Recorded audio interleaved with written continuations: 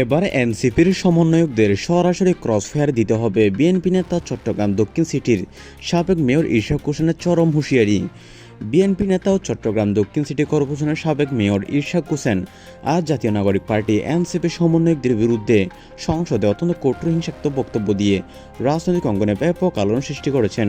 তিনি সরাসরি বলেছেন, এনসিপি সমন্বয়কদের ক্রসফায়ার দিতে হবে। ইরশাদ হোসেন বলেন, যারা জুলাই আন্দোলনের নাম করে দেশকে অস্থির করে তুলেছে, জনগণের সঙ্গে প্রতারণা করেছে এবং দেশের শান্তি শৃঙ্খলা ধ্বংস করেছে, তাদের সরাসরি ক্রসফায়ার দিতে হবে। এরা দেশদ্রোহী, এদের আর কোনো ছাড় দেওয়া যাবে না। রাস্তায় নামিয়ে এদের ক্রসফায়ার দিতে হবে।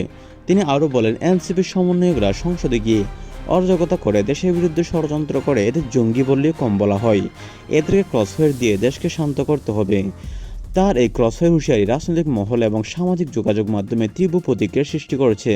যিনি চট্টগ্রাম দক্ষিণ সিটির সাবেক মেয়র, তার পক্ষ থেকে সমন্বয়কদের সরাসরি ক্রসফায়ারের আহ্বান অনেকের কাছে অপ্রত্যাশিত এবং উদ্বেগজনক।